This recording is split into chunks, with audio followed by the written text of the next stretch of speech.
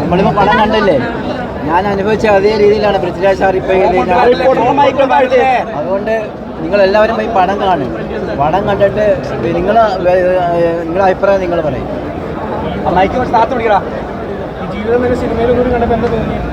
സന്തോഷം തോന്നി, കാരണം നമ്മുടെ ജീവിതമല്ലേ ലോകം അതേ പറഞ്ഞു.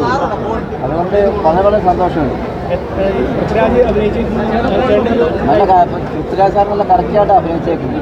പൃഥ്വിരാജ് സാറോട് ഇല്ല ഇപ്പം അല്ല ഞാൻ അങ്ങനെ ഒരു കേൾക്കാനെങ്കിലും കൊടുക്കാൻ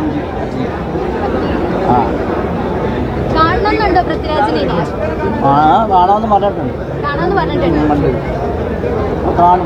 പറഞ്ഞിട്ടുണ്ടെങ്കിൽ കാണും, ഉറപ്പാണ്. പിന്നെ ഞാൻ ഓൾറെഡി പറഞ്ഞു കഴിഞ്ഞു, നീണ്ട 16 വർഷത്തെ കാത്തിരിപ്പ് ഒട്ടും തന്നെ വ്യർത്ഥമായില്ല എന്ന് 100% തെളിയിക്കുന്ന ചിത്രമാണ് ബ്ലെസ്സി നമുക്ക് സമ്മാനിച്ചിരിക്കുന്നത്. പൃഥ്വിരാജിൻ്റെ അഭിനയത്തെക്കുറിച്ച് ഒന്നും തന്നെ പറയാനില്ല. അദ്ദേഹത്തിൻ്റെ കഴിഞ്ഞ 120 ചിത്രങ്ങളിൽ നിന്ന് തീർത്തും വ്യത്യസ്തമായ ഒരു മുഖം, അഭിനയ പാഠവും നമുക്ക് തിരിച്ചറിയാൻ കഴിയും.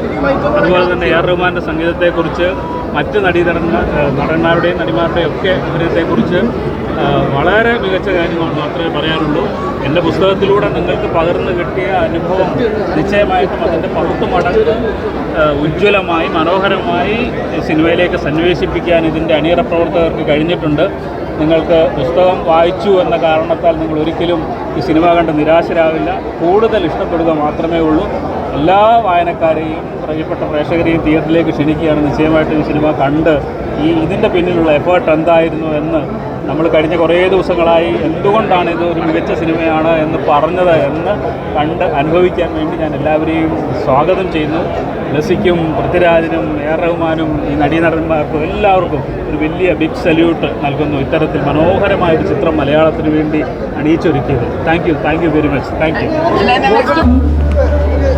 പൃഥ്വിരാജിന്റെ മകളെ ആദ്യമായിട്ട് കാണിക്കുന്ന സിനിമ ആടുജീവിതമായിരിക്കും എന്ന് പറയണത്.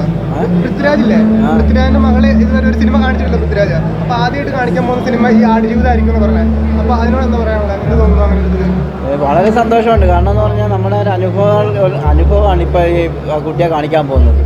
അപ്പോൾ അതുപോലെ ആ കുട്ടിയൊക്കെ അതുപോലെ പിന്നെ ഇപ്പോഴെന്ന് പറഞ്ഞാൽ ഏത് പിള്ളേരും എന്തെങ്കിലും ചെറിയൊരു കാര്യത്തിന് വേണ്ടി പിന്നെ ആത്മഹത്യ ചെയ്യുന്ന സംഭവങ്ങളാണ്.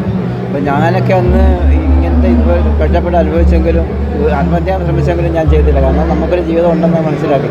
അതേപോലെ എല്ലാ കുട്ടികളും അതേപോലെ ഇതുപോലെ ഇത് കണ്ടിട്ട് ഒന്നിനും മുതിരാതെ ഇത് നന്നായി പഠിച്ച് വലുതാണെന്ന് മാത്രമേ പറയാനുള്ളൂ.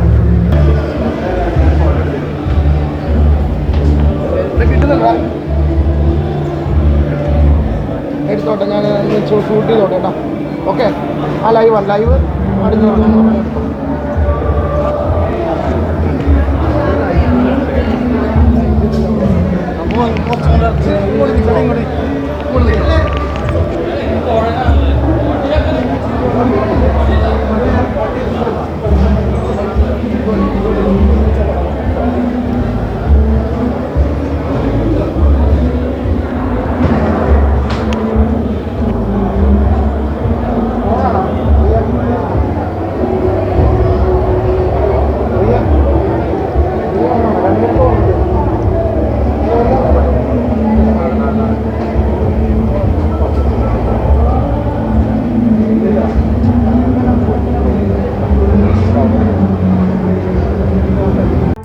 കൂടുതൽ വീഡിയോസിനായി B4 Place ഫോളോ ചെയ്യൂ, സബ്സ്ക്രൈബ് ചെയ്യൂ.